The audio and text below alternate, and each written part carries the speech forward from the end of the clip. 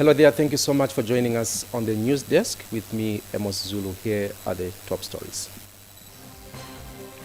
Vice President urges African leaders to embrace technology. The National Prosecution Authority launches GBV dashboard. Over 5 million Kwacha grants dispersed in Mpika. And Legal Aid opens Mazabuka office. One Zambia, one nation. With the news, my name is Amos Zulu. Vice President Mutale Nalumango has urged African leaders to embrace digital innovation and meet the aspirations and needs of the citizens. Ms. Nalumango said it is imperative for leaders in Africa to acknowledge the incredible era of rapid technological advancements and improve the lives of every citizen across the continent. The Vice President said this when she officiated at the 2023 Digital Government African Summit Gala Dinner in Osaka. Ms. Nalumango said the theme of the summit, which is transforming government for the digital age, reflects the shared vision and determination to transform the way leaders govern, operate and engage citizens. And speaking earlier, Minister of Science and Technology Felix Mutati said the summit is a clear testimony that Africa will never be the same. Tonight, we gather here representing a diverse community of government officials, technology experts, and industry leaders. Together, we have the power to leverage digital technologies to enhance public service delivery, foster inclusive governance, drive economic growth, and improve the lives of every citizen across our continent. Ladies and gentlemen, the theme of this summit, Transforming Government for the Digital Age, reflects our shared vision and determination to transform the way we govern, operate, and engage with our citizens. It is a call to action to harness the potential of technologies to create more open, transparent, and efficient governments. We must bridge the digital divide and ensure that no one is left behind in this transformative process.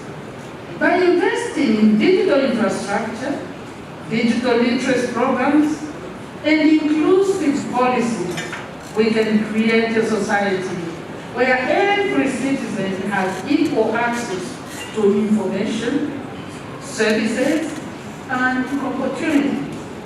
Africa will never be the same again. That the change that Africa needs is in our hands. We have the digital tools and weapons to deliver the change, to move Africa forward. We have elected as your ministers that we have the power to make a difference. No other industry, agriculture, health, and everything else will ever make a change without digital technology, the bedrock of change. Government has warned mining and manufacturing firms in Pemba District against polluting the environment. Central Province Deputy Permanent Secretary Godfrey Tambala, who represented Provincial Permanent Secretary Myuna Mwanakampwe during a stakeholders meeting, said government will take legal action against companies failing to put up adequate measures to protect the environment and people. Several households are choking with dust emissions along Mulungushi Road in Pemba District, raising fears of lead poisoning. The dust emissions are mainly generated by trucks that move in and out of mining and manufacturing things along the road. Residents of Kabwe have since called upon the relevant authorities to intervene and remedy the situation. Representative of people in the Cabo Central constituency, because that's where most of the activities are happening. Our people have been complaining the issue of dust emission. Cabo Mayor Patrick Chishala has cautioned mines and manufacturing firms to find a lasting solution to the dust emissions or risk having their licenses revoked. It's the issue of you are too much of wanting just to have money. You don't want to put in place measures to avoid the dust, even as you are making money. And ourselves, especially us, the civic leaders, will not allow that one. Will not tolerate that one. In fact, we have taken too much time talking about this. If you are not coming in with solutions, the best is we close. Then we proceed. And Central Province Deputy Permanent Secretary Godfrey Chitambala has given the firms a 5-day ultimatum of up to Friday this week to find a lasting solution. So that the activities at the mining site now must come to an end, so that at least we'll see how basically we can look into this issue. So as government, we feel the only thing that we can do probably is to give it those that are actually doing the mining or those that are collecting slag at the back mountain, they can actually just go up to about Friday, but they help to demobilize and of course maybe try to look at if they are owing any other people, then they can actually pay off the debts. Jennifer Manasseh reporting for ZANIS in Kabwe, Central Province. The Zambia Flying Doctor Services ZFDS has trained over 50 medical personnel. ZFDS Chief Medical Officer Mulenga Chilambwe says the main purpose of the training is to enhance the relationship between health professionals and patients in health facilities. The Zambia Flying Doctor Service has trained over 50 medical personnel on how to provide customer care services to patients. The training is also aimed at inculcating values, guidelines, and ethics on health personnel. As Zambia Flying Doctor Service, we have values which we abide by. So we, as employees of Zambia Flying Doctor Service, live these values that we preach about. So I'll pick on an aspect of integrity. Integrity is telling the truth, in short, where nobody is able to see. So as an individual who works for Zambia Flying Doctor Service, I should uphold integrity standards to perfection.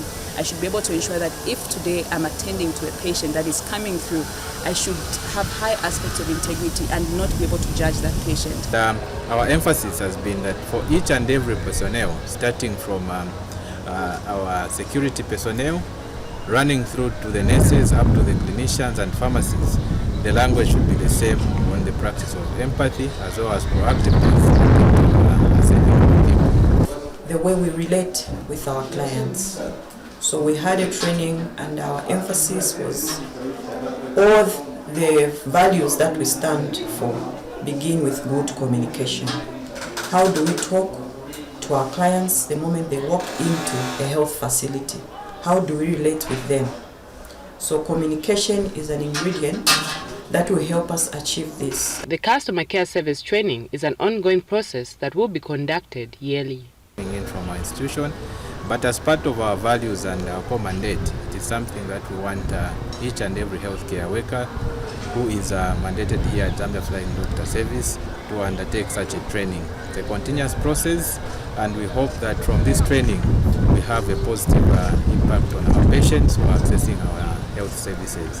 At the end of the day, as Zambia Flying Doctor Service, we can be proud and hold our head up high to say we have medical personnel, we have an institution that is thriving and ensuring that service delivery is given to not just the people in the rural areas, but also the people in the urban areas in complementing government's effort of effective service delivery. With such trainings, the medical officers will be able to offer quality healthcare services to patients on the Copper Belt and in remote areas. Nelly Bota reporting for ZANIS in Ndola. And now in Muchinga Province, over 5 million Kwacha has been dispersed to various beneficiaries under the loans and grants component of the Constituency Development Fund in Pika District. Peggy Coutinho now reports. Across districts in Pemba Province, CDF empowerment funds under grants and loans are being put to good use. Government is getting value for money through the various projects being implemented by beneficiaries under CDF. In Luapula District, the women under the Forward Savings Group had no means of income but have now started a savings group which is generating income. This came to light when Machinga Permanent Secretary Henry Mkungule and both Mpika and Luapula District Commissioners monitored CDF projects. February 24 twaishira yakana 500 elo three saving after three saving 100 kwacha 20% siyo kwa Yesu rekesha sana kwa president mukayatotera wati bana mayo bawo aba baleta shechine because mu community at least in Mpika District, a health practitioner hopes to open a hospital of his dreams after getting 200,000 Kwacha CDF loan. This has been a dream come true because financially we were struggling, and when the government through CDF provided the loan which we managed to get, it has been a relief, and we're really pleased and happy for what the government has done. Others have been able to venture into chicken rearing. Peggy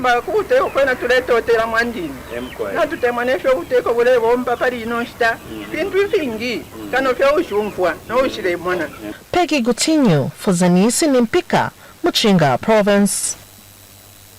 The allocation of 1.4 billion Kwacha to the local government Equalization Fund in the 2024 proposed national budget, which will, among other things, support the remuneration of councillors, has elated councillors in Mon District.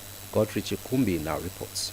Various stakeholders have continued to react to Finance Minister Tumbeko Msokotwane's budget speech, which many have described as progressive. Of interest is the immense equalization fund that the minister said would take care of councillors' remuneration. Ward councillors in Mon District have reacted with happiness to the budget speech, having pushed for improved remuneration. We would like to put it on record that His Excellency has always committed to ensuring that the decentralization policy is actually actualized, and the pronouncements that were made last week entails that now the councillors will be well enumerated, which will actually enhance service delivery. We understand that we are the frontline foot soldiers who take the actual development to the ground. And when we are well paid, we can transmit the information that the government has to the people. One greatest principle of great leadership is having the ability to listen. And over this one, the UPND government has indeed listened to the cries of many of us councillors across this country. Yes. Improving the conditions of service for councillors means improved delivery of service. The councillors who took note of the increased CDF have since called for improved staffing levels at the Mansa Municipal Council to match the growing responsibilities. We understaffed in local authorities will not be able to deliver even if we increase the CDF. You find that the same people that are monitoring are the same people that are looking at applications that are coming at the local authorities, which is not going to yield massive fruits in terms of service delivery using CDF. So we thank the increase of CDF, but we look at also staffing levels in local authorities. For ZANIS TV, Godfrey Chikumbi reporting in Mansa. Godfrey Chikumbi with that report. Mon District has received almost all the farming inputs in readiness for the forthcoming farming season, and some farmers in Mon have expressed happiness for receiving the inputs early. Here are the details. All is set for the commencement of distribution of farming inputs in Mon District following the delivery of both Compound D and urea fertilizer by government. District Agriculture Coordinator Justin Ngosa says Alpha Commodities and United Capital Limited were contracted by the government to supply the fertilizer under the Farmer Input Support Program. So here where we are, it's at the Alpha Commodities warehouse. for Monze, which is holding about 2,300 metric tons of urea fertilizers. Because Alpha Commodities have been assigned to supply 4,500 metric tons of urea to Monze District farmers under the Farmer Input Support Program for the 2023-2024 farming season. So this is more than half of the target for urea in Monze, and a good quantity for us as a district to commence distribution. Once the ground is set, we should be able to commence the distribution of these inputs to the farmers. As you might be aware, we have already received the 4,500 metric tons, which is 90,000 by 50 kg bags of compound D fertilizers, which is being supplied by another company. It's already in the warehouse and ready for distribution. Otherwise, we are set as a district. Mr. Ngosa also says the district was moving at a good pace in issuing authority to deposit to farmers. We commenced the issuance of the authorities to deposit. We are roughly around 9,000 farmers that have so far deposited their farmer contribution towards their input packs. So we are moving at a good pace, and our hope is that by mid-October, all the farmers should have deposited their contribution. We are also hoping that before we conclude the deposits, the issuance of these inputs should also commence. So that some farmers in Monze District have expressed joy at the move by the government to supply farming inputs early.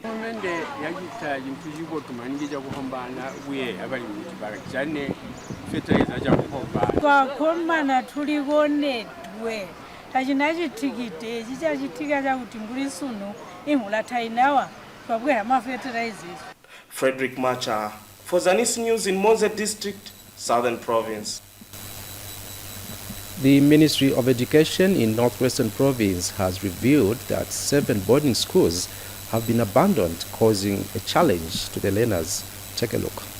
Those schools that were abandoned from 2011 by my colleagues across there, I propose to spend 338 million kwacha in 2024. Northwestern Provincial Educational Officer Jennifer Banda believes that this is the answer to the demand for the secondary education in Northwestern Province. This allocation that has been given to the sector, we hope it will go a long way in completing these structures to the full, so that the learners can learn in the learning environment, and some of these that are not operational can open, so that we give an opportunity to the communities to send their children to these schools.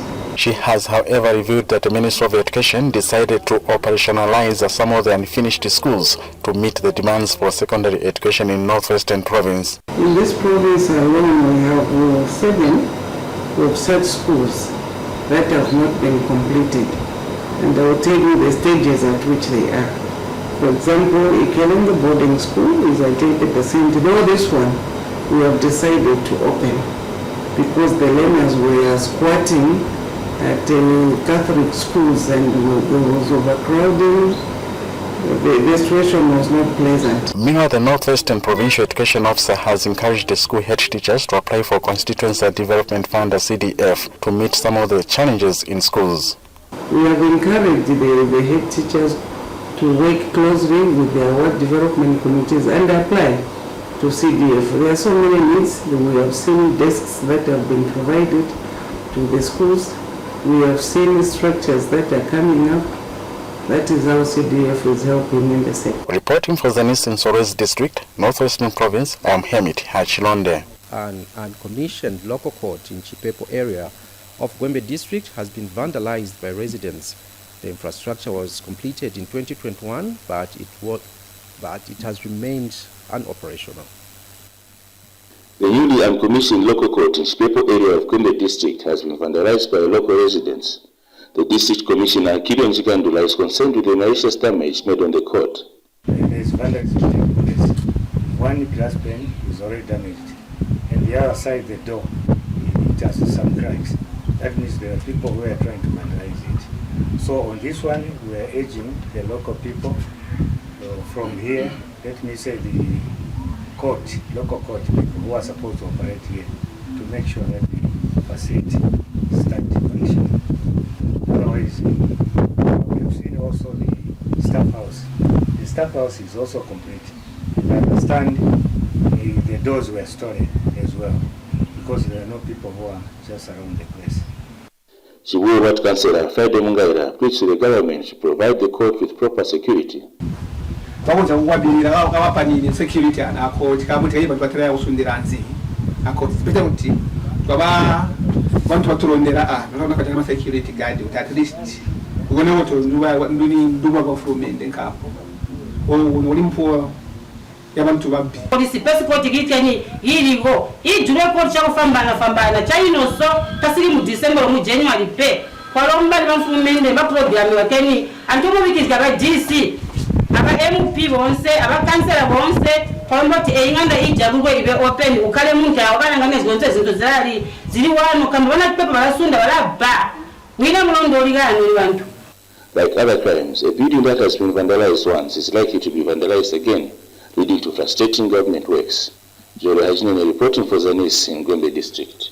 Pemba District Agricultural Coordinator Robert Tembo says more than 3,000 farmers have so far deposited 400 kwacha to access imports for the 2023-2024 farming season. Mr. Tembo says the department will commence distribution of imports within the month of October.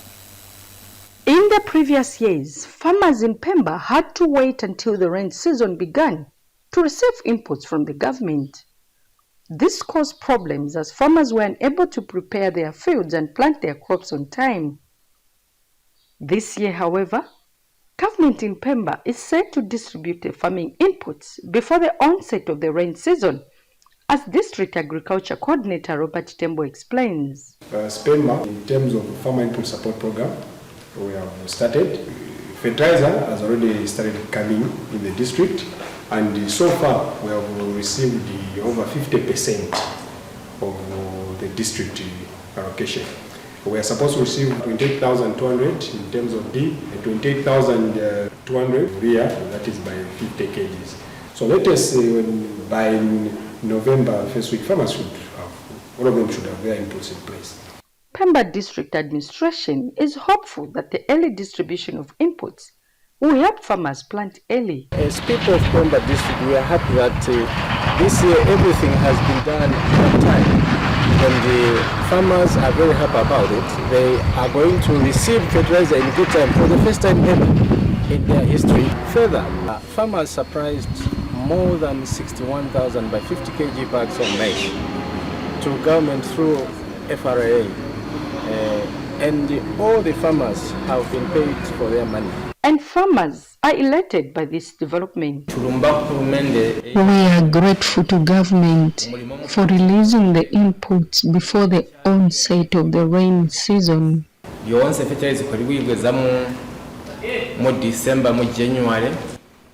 Therefore, we used to receive inputs very late, sometimes in December or January.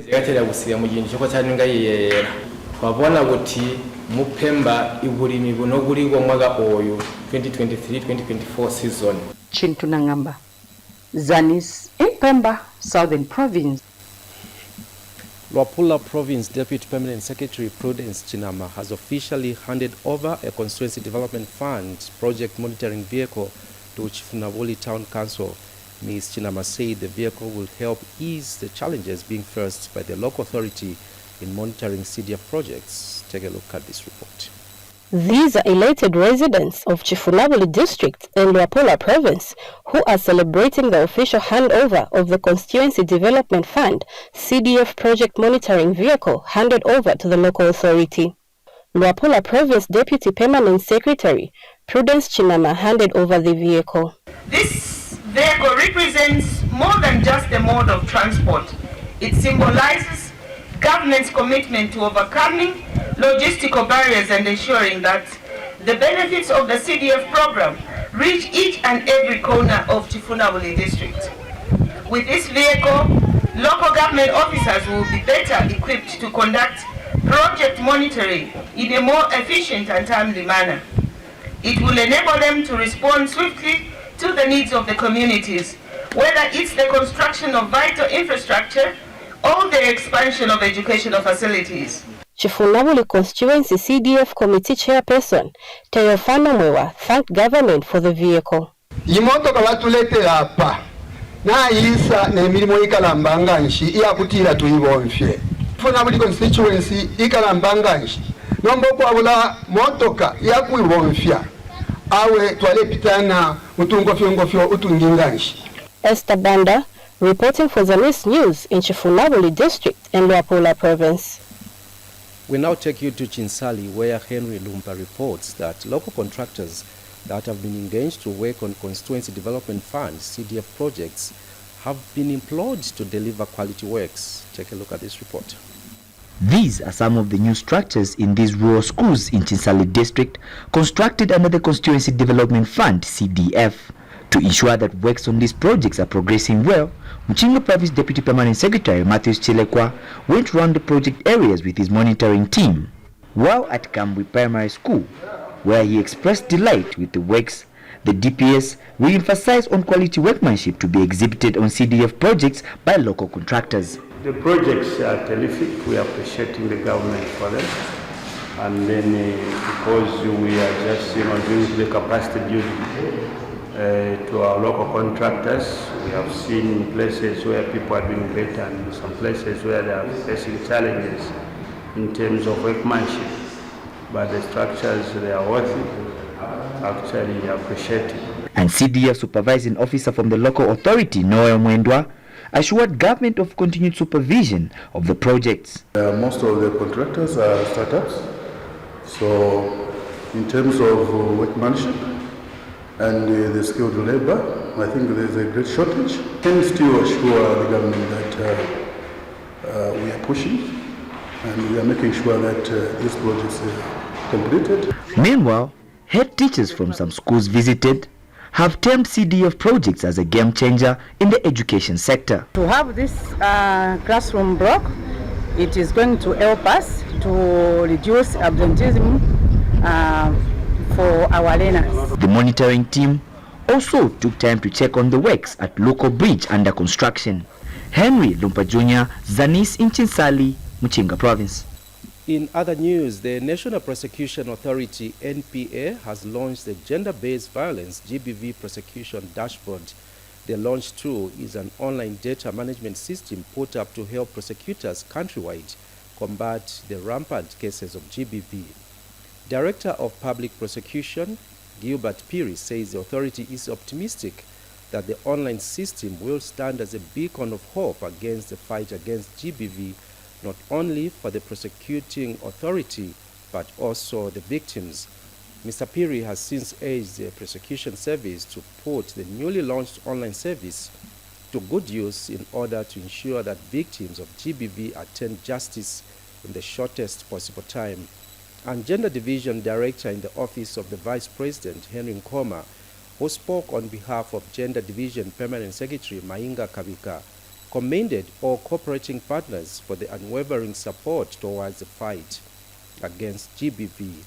Meanwhile, European Union Head of Governance and Social Sectors, Stepanescu Bogdan, assured the EU's continued support to Zambia towards the fight against GBV. Statistics from the Zambia Police Gender-Based Violence Annual Report for 2022 reveal that a total of 33,536 cases of GBV were reported in that calendar year. 13,000 more cases than in 2021. 19,700 women and 5,799 men were abused countrywide.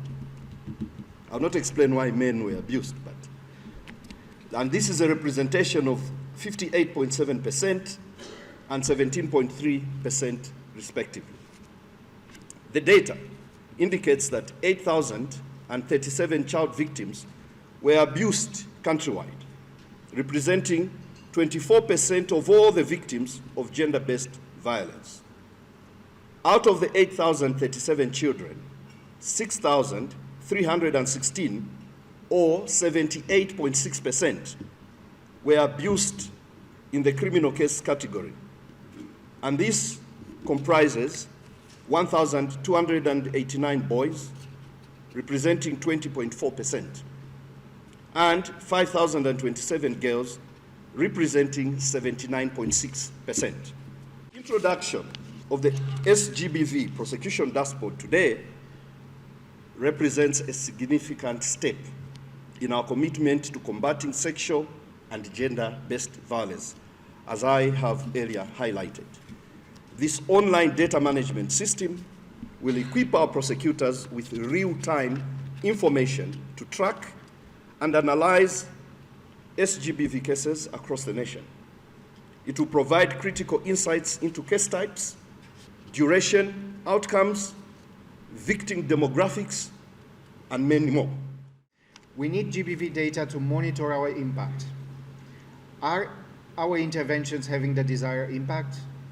By tracking the outcomes of GBV cases that go to trial, we can better understand and address the access to justice challenges faced by GBV survivors.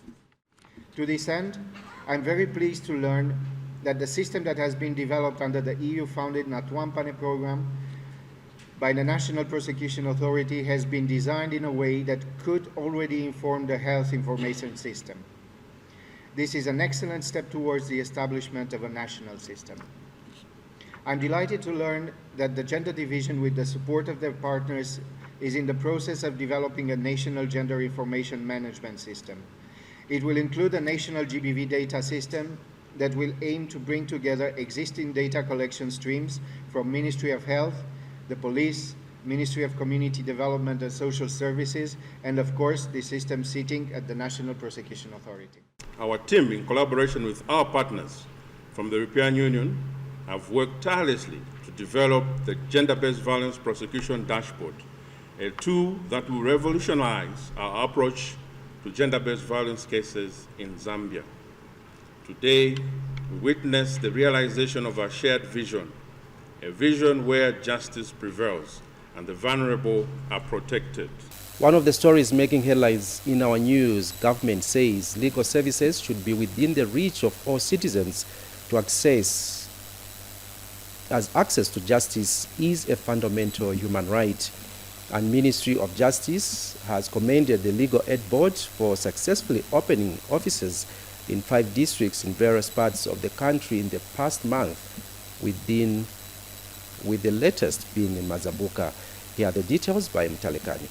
Access to justice for all is one of the key ingredients required to ensure that the rule of law is a reality. This is why government has opened a Legal Aid Board office in Mazabuka district of Southern Province.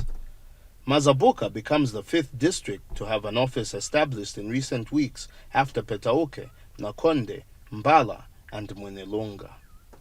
The establishment of an office in the district will ensure that ordinary citizens have access to legal services. The New Dawn government is committed to ensuring that it addresses all the challenges and is working round the clock to improve the criminal justice system. I am happy that with the launch of the offices here, convicts and remandees will now be able to access legal aid services such as assistance in obtaining police bond. Speaking during the occasion to mark the launch, the Legal Aid Board chairperson believes the opening of the office is a demonstration of government's desire to expand legal services across the country. Allow me to remind us all that the responsibility of dispensing justice is not isolated to the courts, but also lies heavily on us as public servants, leaders, and most importantly, as citizens with moral responsibility towards our fellow countrymen and citizens. And the traditional leadership in Mazabuka is happy with the new development. People in societies, they are arrested just because they don't know what to say in courts. But because of this launch we are having today, even the cases in one of the traditional leaders, I'm proud because people will be able to know which is supposed to be said in court and how do I present myself in courts. Newly established officers will provide critical legal support, advice, and representation for the marginalized and underprivileged. Mtalakani for ZANIS News in Mazabuka. Here is a reminder of the top stories. Vice President urges African leaders to embrace technology. The National Prosecution Authority launches GBV dashboard. Over 5 million Kwacha grants dispersed in Mpika. And Legal Aid opens Mazabuka office.